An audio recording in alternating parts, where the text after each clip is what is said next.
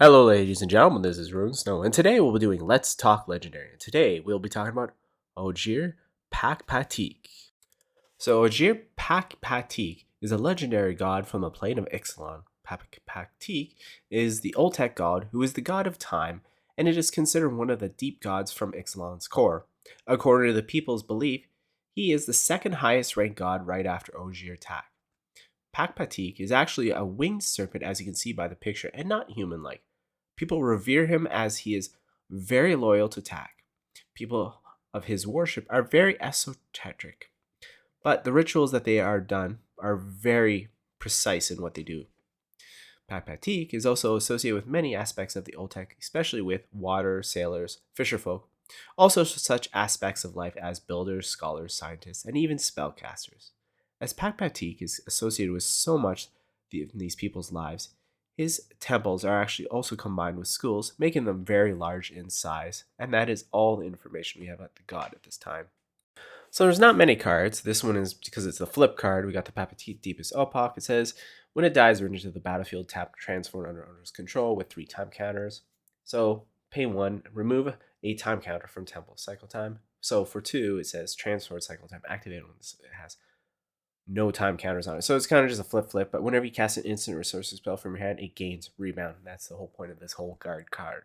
And the last 2 cards we'll quickly go over is the Ever-Flowing Well, and he is actually quite associated that with it being symbologically of that god. And then we got Hurl into History, and again with the snake, him being represented with that picture, is these 2 cards from that set.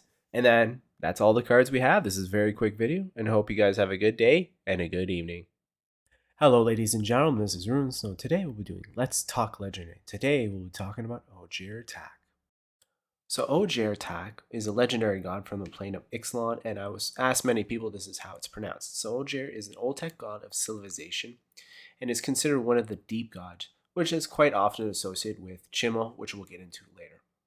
Ojer is considered / recognized as one of the first gods of the plane. As being one of the first gods, has the largest temples in Oteklan. This god is considered to be all of past, present, and future. This includes everything, people, cities, everything that I can see. Ojer-Taq is often associated with, which I said, was another god, Chimel, as both gods are worshipped for their cities, infrastructure, roads, and even markers in the world.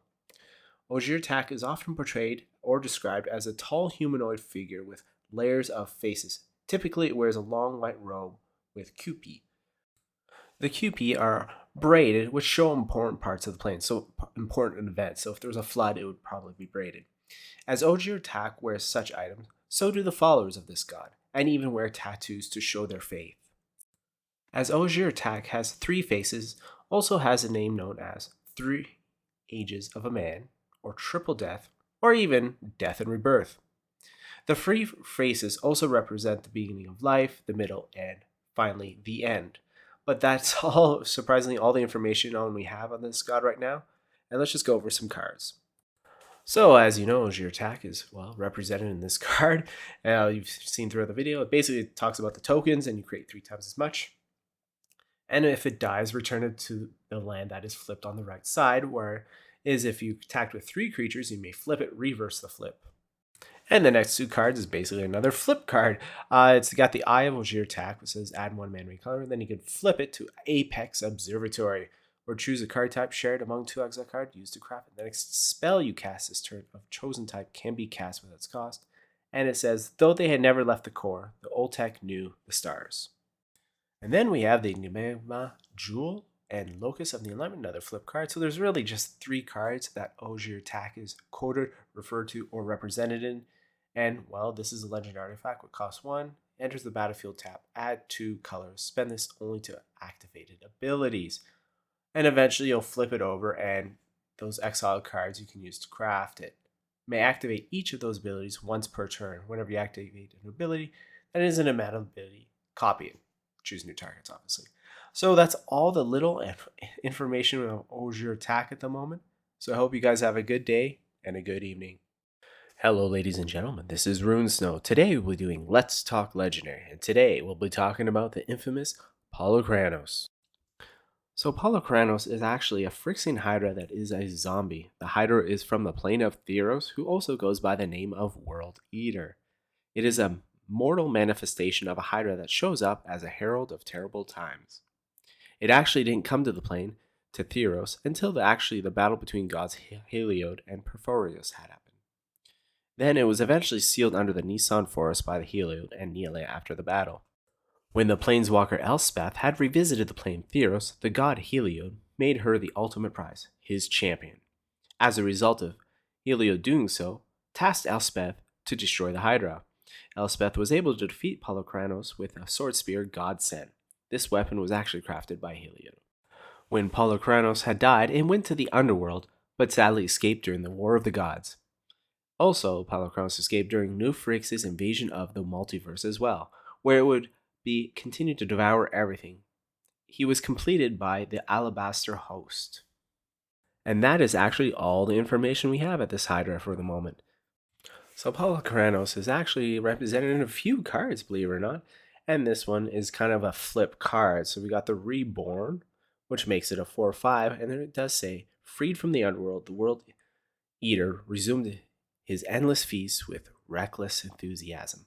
And then you flip it over. When it was completed, it became a Phyrexian Hydra.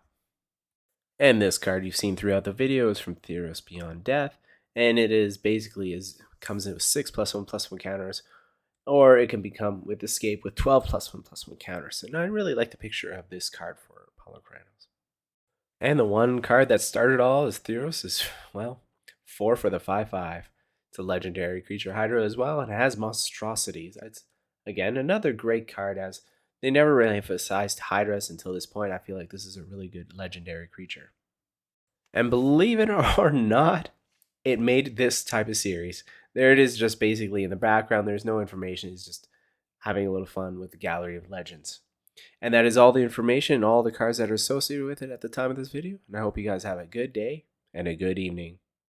Why hello ladies and gentlemen, this is Runesnow, and today we're doing Let's Talk Legendary, and today we'll be talking about Ranar the Ever-Watchful. Ranar the Ever-Watchful is a spirit from the plane of Kaldheim. Ranar also goes by the name of Ranar of Itzfell. As you can tell by the picture, Ranar is also a warrior. When the Doomscar occurred, his kingdom was attacked by people from another realm. When everyone was left to fight, he was left behind to guard the children. Fortunately, when the Omen Path closed, he was left behind with the children. He fought beasts, raiders, and more to protect the children. Ranar also trained the children on how to survive. Eventually, the Valkyries, or angels, named him Guardian of Itzfell, and this is to watch with the spirits in the realm. One time, the god Egon imprisoned Bjorn of Biskar and asked help from Ranar to enter Starnheim. King's Bear Tower, which is located between Itzfell and Starnheim, is guarded by the King Bear. When they reached that location, Egon revealed himself of his true identity and killed the King Bear. At that point, Ferja appeared and said it was not Egon's time to enter Starnheim, and commanded Ranar to kill Egon. This would make Egon return to the cosmos. Ferja had told Ranar that Egon has done this many times for eons, and it was said that it was his job to stop him. Ranar was named Guardian of the Pass between Itzfell and Starnheim. She also explained that Itzfell had properties that make Ranar forget every time Egon attempted to enter Starnheim, and that is actually all the information we have on him right now. So as you can see, this card that's on the screen, Ranar the Ever-Watchful, is only represented in one card, which is the one that's been throughout this whole video. This legendary creature, Spirit Warrior, only costs 2 colors, a plains and an island for this 2/3. It says Flying Vigilance. This first card you foretell each turn costs 0 to foretell. Whenever you exile one or more cards from your hand or permanents from the battlefield, create a 1/1 white spirit creature token with flying. Really cool abilities. This is a legendary, so really cool picture. Really cool card. And that is all. So if you like this video, there's more on the channel, and I hope you guys have a good day and a good evening. Hello ladies and gentlemen, this is Rune. So today we'll be doing Let's Talk Legendary. Today we'll be talking about the famous Reya Darnbringer. As you can see based on the picture, Reya is an angel, and she is born from the plane known as Sarah's realm. Reya was actually one of the first angels that were created by the planeswalker known as Sarah. But during the Phyrexian invasion on the plane, she was the leader in an attempt to stop the invasion. But when the invasion happened, the planeswalker Urza foresaw the end of the realm to Phyrexia, so he urged, and her, the Sarans, to leave the realm. Reya had thought this was a good idea, and her followers, unlike the angel Radiant, who did not want to leave. Having left Sarah's realm, she went to Benalia on the plain of Dominaria, where, of course, when it was attacked by Phyrexian, Reya felt it was her duty to protect the place as where she unfortunately had died during the protection. So with her passing in the year of 4650 AR, Lyra Darnbringer had taken up the mantle of her name. So Reya is actually represented in one card only so far, is from Invasion, and it says at the beginning of your upkeep, you return target creature card from your graveyard to play. That is absolutely amazing for that amount of mana. And last but not least, she's actually quoted in Divine Presence. It says Sarah's light isn't easily extinguished. Reya from the Invasion set as well. So I hope you guys enjoy the video and have a good day and a good evening. Hello ladies and gentlemen, this is Runesnow and we're going to be doing Let's Talk Legendary, and today we're going to be talking about Rith. So Rith, which actually means childhood in old draconic language, is actually one of the Primeval dragons on Dominaria. Primeval dragons are supposedly the second generation dragons after the Elder Dragons. She has also been called the Awakener as well. Rith is actually a green dragon from Yavimah. Her breath can cause major growth of lashing vines wherever her breath is touched. Sometimes she was actually captured by the Manganoth treefolk by the Numinia. Numinia were actually a group of wizards that almost overthrew the entire Primevals, which actually Rith was part of. Remendar-Gaz was actually going to free Rith because Tevish Sat had told him of the powers that all the Primeval dragons had. So he decided he was going to free Rith, who was a dragon himself, but then she dominated his mind. But by doing so, she convinced him to free all of the Primevals, regardless of his life, if it cost him. But then Rith was actually captured again by the Manganoth treefolk. This led to the treefolk actually capturing her and actually swallowing her, and then that was actually possibly the last we'll ever see of her. So Rith the Awakener is actually represented in this card. As you know, it's already a legendary creature and it's a dragon. It costs 3 colors and those 3 mana to put that 6/6 out.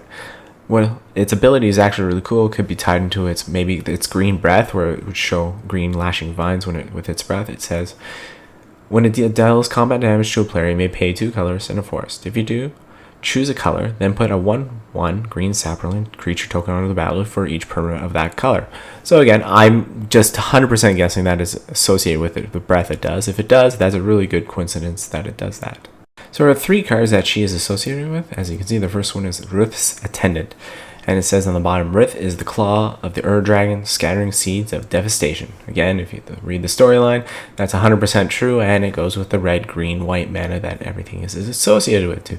As you can see, the trees in the background, everything is just absolutely perfect. That makes sense. Well, the next card she's associated with, there's not much to say. It's Rith's Charm. There you go, quite simple, that's it.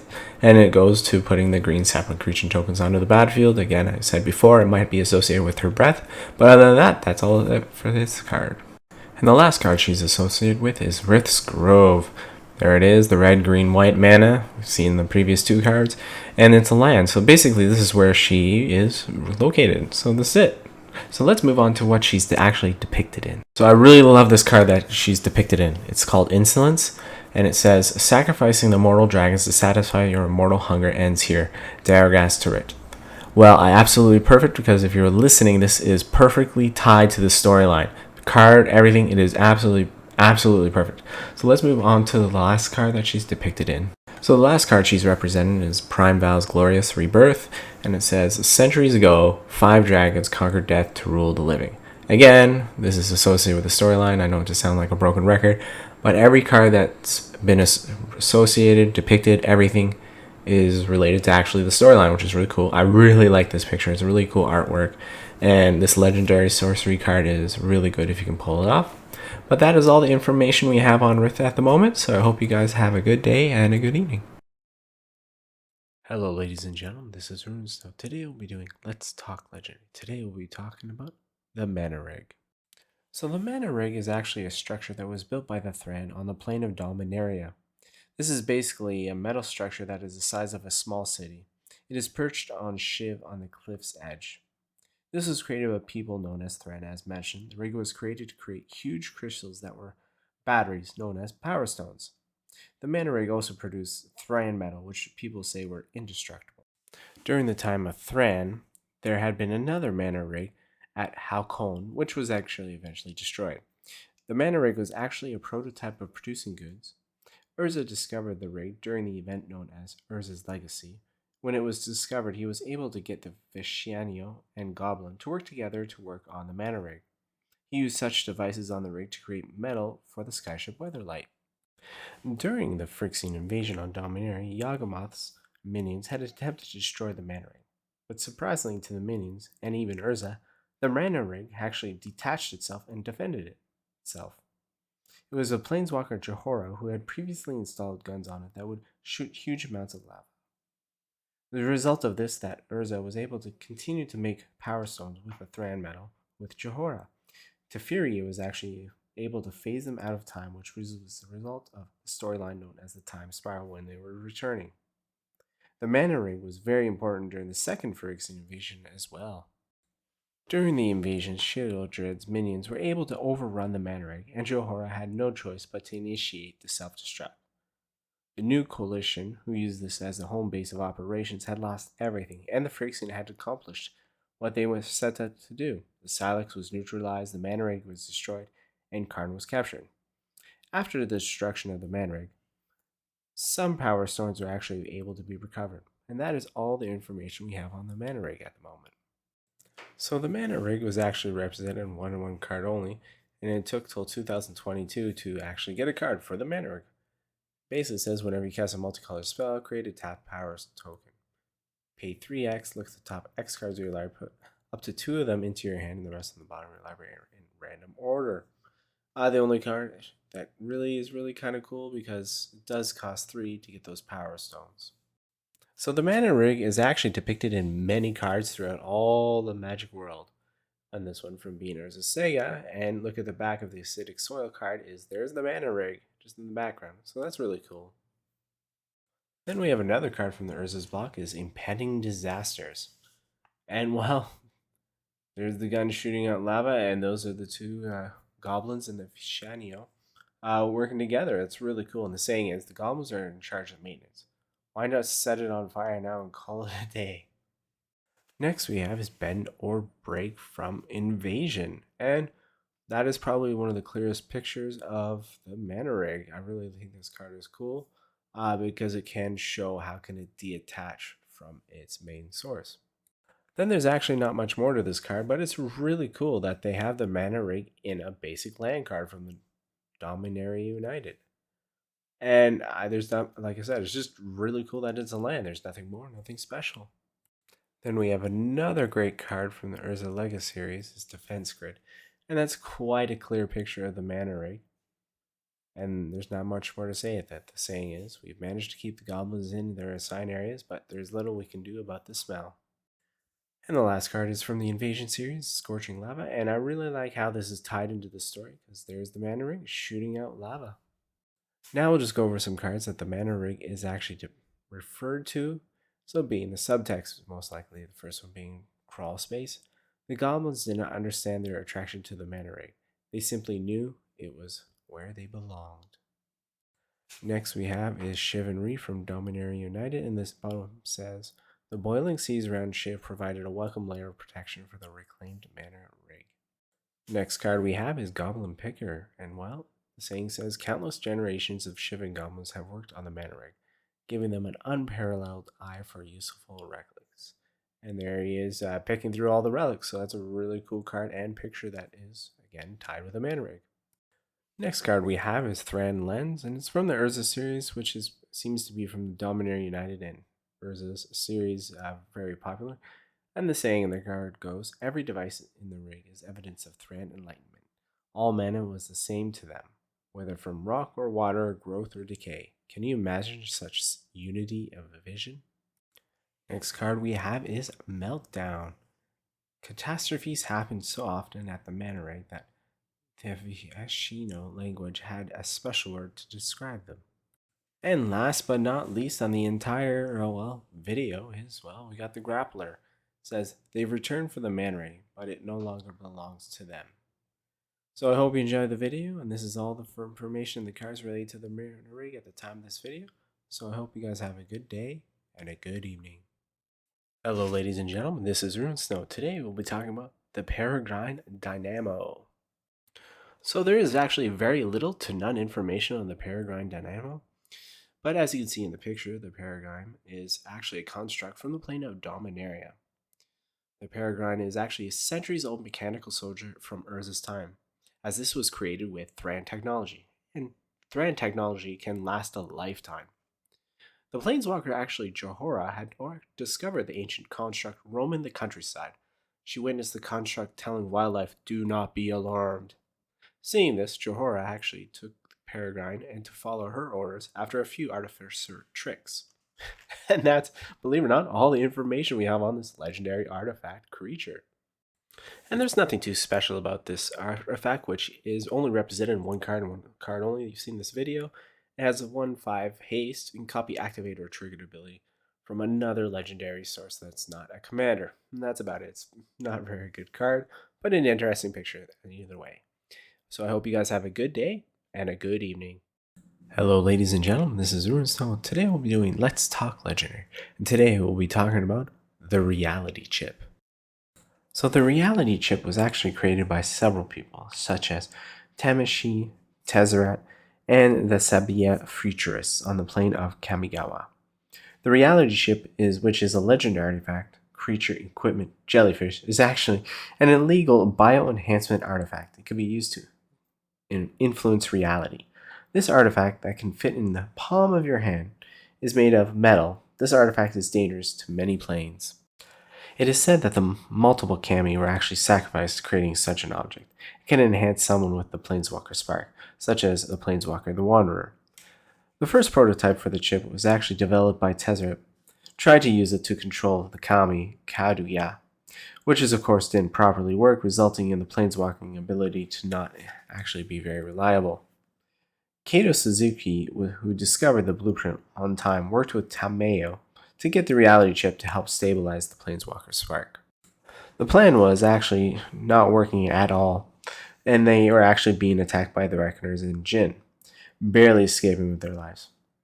Well, when the fighting had started, actually the Wanderer had joined and attached the Reality Chip to her body, which actually helped her stabilize her spark. When the Reality Chip had fused with the Wanderer, it actually gave her visions of Jin. Jin Gixias is actually a Phyrexian from Mirrodin, which I said his name wrong, I apologize. This, of course, was a trap set by Jinrad Tezzeret. The Emperor foresaw this and saved everyone while Tezzeret was contained. Tamayo and the others actually used the chip to transport Tezzeret to the Iganio castle and hotwire some mech. Of course, Tezzeret had woken up from the assault and made the tech to stop working and kidnapped Tamayo. He went back to New Phyrexian with the kidnapped Tamayo through the planar bridge. Now, with the Reality Chip and Tamayo, Jin was able to make Tamayo the first Phyrexian Planeswalker. This is because normally a Planeswalker Spark cannot be manipulated, but that happened. And this is all the information currently of the Reality Chip. With everything being said, the Reality Chip is represented in one card, and one card alone. 2 mana for this 0/4 says me look at the top card of your library any time. As long as it is attached to a creature, you may play lands and cast spells from the top of your library. So this is a really cool card. I really like the picture. And it's very unusual to see a legendary artifact creature equipment jellyfish. Long subtype. The Reality Chip is actually associated with one card, Reality Heist. It says Kato grabbed the chip, hoping it held its answers. So the Reality Chip is actually pictured in 2 cards, and as you've heard throughout the story, the Wanderer, right? The Anchor to Reality card. The Wanderer's side in relief has the Reality Chip tethered her Wayward Spark to Kamigawa, and there's the Reality Chip in the picture, if you look, is attaching it to hers. And another card the Reality Chip is pictured in is, well, Tamishia, the Reality Artifact, and as you can see in the very middle of the card, or in the bottom middle of the picture, there's the Reality Chip. And the last card you can see is the last card that is association with is Tamayo's Safekeeping, and the bottom goes to keep the Reality Chip out of Jin's hands. The Wanderer entrusted it to Tamayo. And that's it. All the cards, all the information we have on the Reality Chip at the moment. And I hope you guys have a good day and a good evening. Hello, ladies and gentlemen. This is Runestone. Today we'll be doing Let's Talk Legendary, and we'll be talking about the infamous Thrun. As you can see in the picture, Thrun is a troll from the plane of Mirrodin in a place which is called Tangle. Thrun had fought against the Phyrexian in his realm, and during this fight, he actually protected a legendary creature called Malaria. Thrun no longer fights for the cause, though, but has now become a storyteller and a historian. His goal is to teach the way of Mirrodin to the people so such stories can pass from generation to generation. Thrun is so old, he is actually able to tell the story of how the Memnarch rule was defeated by the legendary Glisa Sunseeker. But believe it or not, he is actually the only troll that is alive from what's known as Vanishing, which was a non-original inhabitants of the plane of Mirrodin caught in the Memnarch soul traps. After all this, he did later regret in life not telling anyone about the inevitable completion of Mirrodin, as he had expected this to happen. Feeling guilty, he decided to live alone in the forest and for the rest of his days. But, of course, came across this Mirian, who was called Malaria. When such planeswalkers arrived on the plains such as Elspeth Tyrell and Kaya Kassir, he actually helped them get to the Furnace Slayer. This was actually helped to destroy the Realm Breaker, and that is all the information we have Thrun at the moment. Thrun has been represented in 2 cards. The first one you've seen throughout the video is a 5 for a 5/5.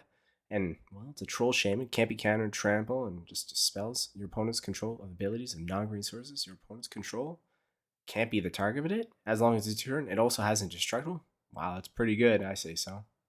He's also represented in a card from Mirrodin Besieged, and, well, it's basically the same thing. 4/4/4, can't be countered, can't be the target of spells or abilities, and it can also regeneration.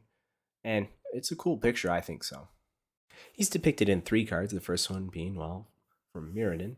And this enchantment, as you can see, he's going through somewhat like a completed forest. And the saying is, let my ignominy build walls thicker than iron and stronger than dark steel. Thrun, the last troll. And then we have the staff of the storyteller. And, well, there's not much more to say. There he is in this, straight up in the picture holding the staff. And then he's actually depicted in Tree of Tales, and this is the secret lair. And you can see him kind of in the background and foreground with all the information about it. If you know the Tree of Tales, it is in the set of that area, and there he is. And there are actually 2 cards that he's quarter referred to, this one being, when the 5th sun rose, Mirrodin saw its first true dawn, inscribed on the skin of Thrun, the last troll. And that's actually a really cool card. I really liked playing with it when it first came out. And last but not least, we have Prophetic Prism. Cost 2, and the saying goes, the 5 suns may have dimmed, but their light still guides us. Thrun. So he's all about the 5 suns. So I hope you enjoy the video and hope you guys have a good day and a good evening. Hello ladies and gentlemen, this is Rune. So today we'll be doing Let's Talk Legendary, and we're talking about the infamous Tocasia, the dig site mentor. So as you can see based on the picture, she's a human from the plane of Dominaria from the region known as Terracer. But believe it or not, she is the elder archaeologist who had apprenticed Mishra and Urza when they were younger. And as a result of this, she had taught them Mishra and Israel the very basic of artifice, and she had also taught them about the Thrun. One time she took them to Koilos, and that is where the Weak Stone and Might Stone were discovered. On this trip, she also had discovered the beginnings of them starting to dislike each other. She did a test. As she would ask each brother to give her a stone, neither would do this, as each brother would think she would give it to the other brother. One night, the brothers were fighting with the stones, and she tried to intervene. But as a result of this intervention, both brothers lost concentration with the stones, and the explosion had happened. This is sadly where Tocasia had died in the explosion. But after the explosion, Mishra had fled the expedition. And without her alive, the camp actually just fell apart. And with that being said, she's actually in a lot, or depicted in a lot of cards. I'm going to keep saying that. I'm surprised. So the first one she's represented in one card only is Tocasia, the dig site mentor, which you've seen throughout the video. And says basically creatures control vigilance, and you may turn artifact cards from the total amount of 10 or less from your graveyard to the battle. Now there are 3 cards that she is associated with. The first one being, well, the dig site. Basically, it's quite simple and quite explanatory. There's the site she was working on. And then this card she's basically associated with, well, has her name in it. You can't get any more explanatory than that. And I like the saying, your father was a dear friend of whom I owe much. He wanted me to look after you, to care for you, and should something happen to him. Another card that she's associated with is, well, her Onulet. It's just a really cool card. It's a construct, and most of these cards seem to be from Brothers War, so she was brought back from Antiquities. We will show some cards, but most of them seem to be from Brothers War. She's also depicted in 2 cards, believe it or not, and well, the first one being the excavation, and again goes back to the dig site. That's the same picture and same card of her, well, looking at it. Another card that she's depicted in is Stern Lesson. And this is actually one of my favorite ones because it goes to the storyline of how the brothers are, like Urza and Mishra when they were younger, and it's really interesting perspective other than being like, the planeswalker of old. Now, there's quite a few cards that she's quoted or referred to in, and while the Brothers' End is basically when they were having that fight, and you can see in the very, very background there she is running to stop those brothers fighting, and the saying is the brothers' rivalry escalated into an all-out enmity, and Tocasia paid the price. And then we got this famous artifact. She's actually represented in 2 cards, this one being the Brothers' War from the Ornithopter. It says, without Urza's ingenuity, the wings would never have borne weight. Without Mishra's courage, we would never have known the machine's true potential. I hope that this persuades them to work together more. Journal entry. Then we have a giant cindermaw from Brothers' War, and it says, don't excavate too far into those canyons. I promised your parents I'd turn you in one piece. Then we got overwhelming remorse. The face haunted his vision. The explosion still rung in his ear. Mishra kept running and never once looked back. I guess this is beginning of the major war.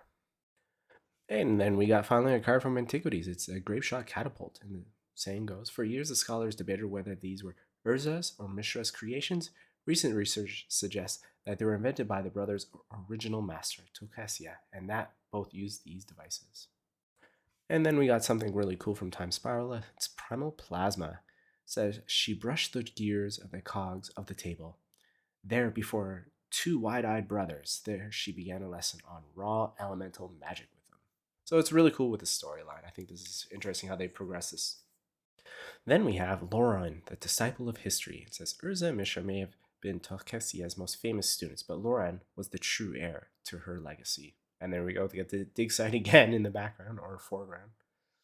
Next we have is Su Chi from Antiquities. It's really cool. We got flawed copies of the relics from the Thrun Empire. The Su Chi were inherently unstable but provided useful knowledge for Tocasia's students. So that's really cool. Again, this is a storyline from way back in the day that they brought back forward. Then we got it back to the Brothers' War cards. It is the Orb. I now believe that the strange orb was some kind of Thran's security device. Supporting this theory, I can no longer recall where I found it. It's a journal entry, so I thought that was really funny. And now we got Universal Automaton from Modern Horizons. Within minutes, the strange device that was indistinguishable from the other upon my workbench. Another journal entry from her. And then we're going to Antiquities with the stones that the brothers had discovered that's kind of associated with her. It says, while exploring the sacred cave of Koilos with the brothers Mishra and their master Tocasia, Urza fell behind in the Hall of Tagism, where he discovered the remarkable Might Stone.